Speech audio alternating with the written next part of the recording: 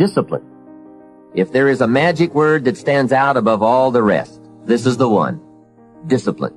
Discipline is the bridge between thought and accomplishment, the bridge between inspiration and value achievement, the bridge between necessity and productivity. We all pity the man, right? Wants to stride out of his house, go straighten out the corporation, has not yet straightened out his garage. You got to take care of the small disciplines before life will give you a chance to handle the more complicated disciplines. How do you think Mark Hughes got here? Scattered now throughout 14, 15 countries, another 14, 15 coming up. I mean, how do you do this? You start first with the smallest of disciplines, and do not neglect them and do not disregard them as being trifling. Everything matters. Everything's important. Good phrase to take home. All disciplines affect each other. You can learn from negative as well as positive. The Bible is such a great book because it is a collection of human stories on both sides of the ledger. One list of human stories is called examples. Do what these people did. And the other list of human stories is called warnings. Don't do what these clods did. What a wealth of information. What to do and what not to do. I think it also means, however, that if your story ever gets in somebody's book, make sure they use it as an example, not a warning. Now here's another question frequently posed about using a journal. The question is, how often should I be writing? The answer to that is simple: as often as you wish and as often as you need. There are two extremes to avoid: never writing in your journal and constantly writing in your journal. In the first instance, you will be participating in life without capturing it, and in the latter case, you will be capturing life without participating in it. Life should be a delicate blend of both observation and action. Remember, all good things are upstream.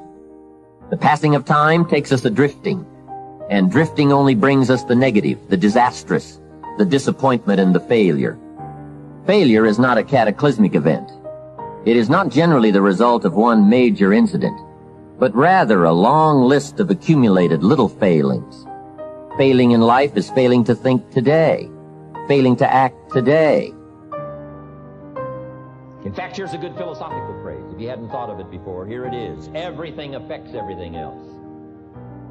It's so easy to be casual and say, well, this doesn't matter.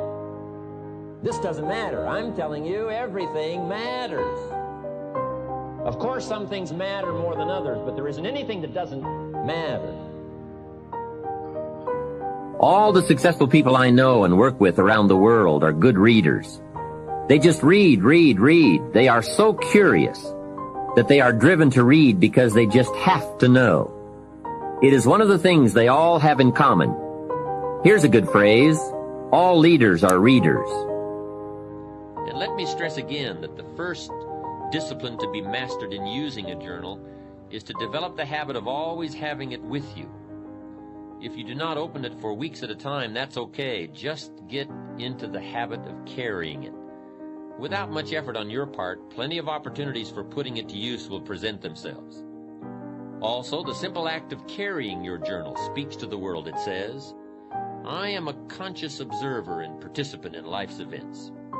When you present yourself to life as a serious student, life will respond by providing you with an endless opportunity to learn and grow and develop and enhance any and all aspects of your life. Failing to care, to strive, to climb, to learn, to keep trying, day by day.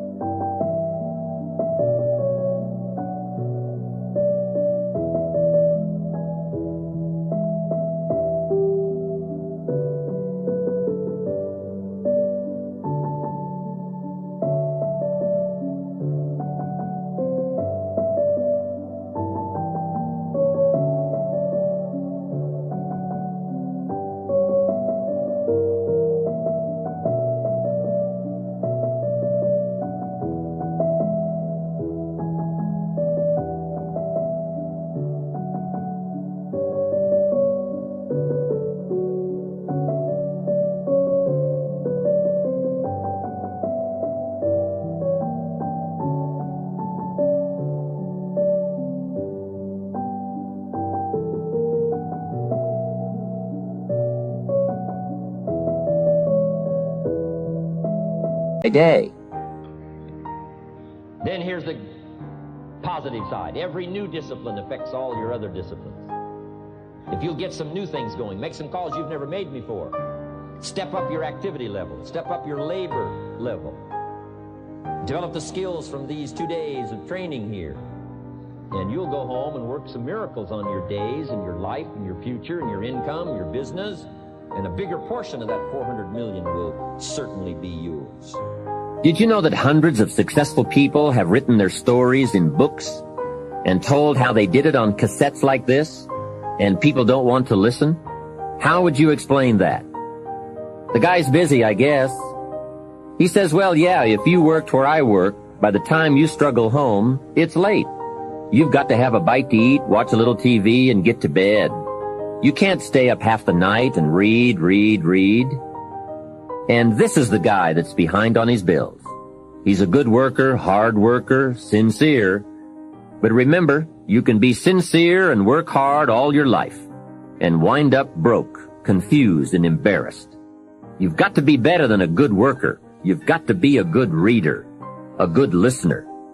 At least he could hear a good cassette on the way home, right? Remember,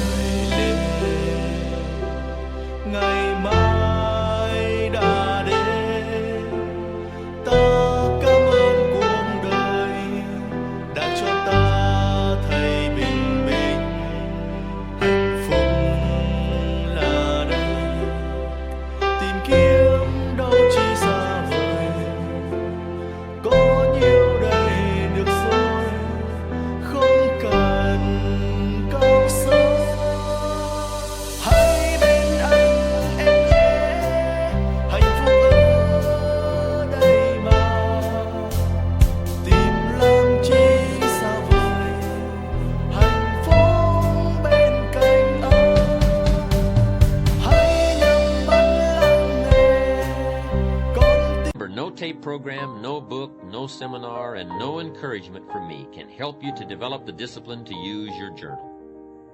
Experience has taught me that the most I can hope to do is trigger your interest and enthusiasm. Recently, I had the chance to address a group I had spoken to several months before. The last time I had been with them, I had given one of my all-time best speeches on the importance of thinking on paper, with a particular emphasis on using a journal. If your goal requires that you write 10 letters today and you write only 3, you are down 7 letters. If you want to make 5 calls and you only make 1, you are down 4 on calls. If your plan calls for saving $10 today and you save none, you're down $10 today. Now the danger is looking at an undisciplined day and concluding that no great harm has been done. It doesn't seem like such a bad day. But add up these days to make a year, and then add up those years to make a lifetime, and perhaps you can now see how repeating today's small failures can easily turn your life into a major disaster. Go for the disciplines, the smallest of disciplines, the least of disciplines. Like keeping your accounts in order, the smallest of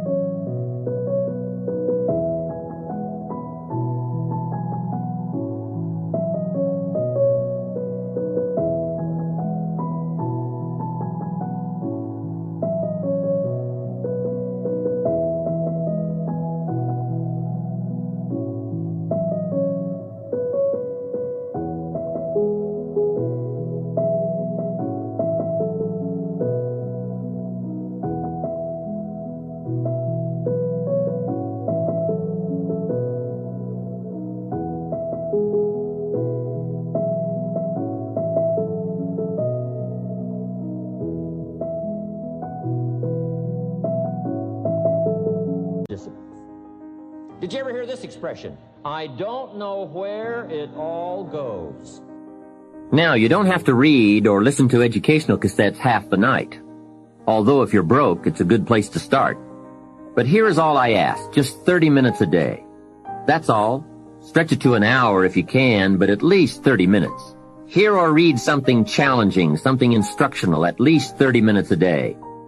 And here's the next key. Every day. Don't miss. Miss a meal, but not your 30 minutes. Hey, you can get along without some meals, but you can't get along without some ideas, examples, and inspiration. How long do you think we'd last here in Herbalife if that was your philosophy sitting at the top like Mark Hughes? Let me give you the story on Mark Hughes. Mark knows where everything goes. And he started back when he only had pennies. He started back when he only had dollars. He started back when he didn't have much. But here's the key. One of the greatest extraordinary phrases that's ever been written from antiquity says, if you'll be faithful, if you'll be disciplined when the amounts are small, we'll make you a ruler, give you a position of authority when the amounts are many. Somebody says, I've only got 2 or 3 distributors, I don't know where they are.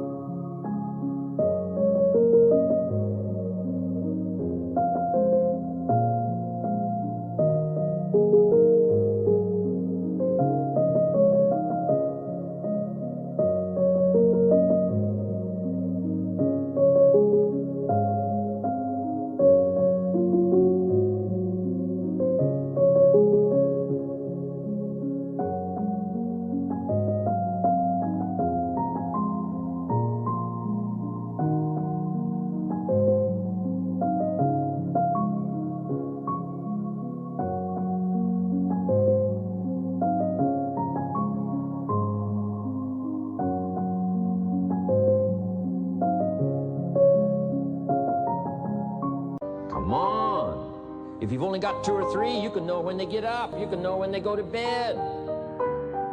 You can know all the details. Take care of your disciplines when the amounts are small. And then life will see to it that you get some extraordinary numbers to work with, like you saw the stories displayed here. Do not disregard the smallest of disciplines. Let us not neglect. Do not neglect the smallest of disciplines. And build on that foundation, and you can have everything you could possibly want. Okay?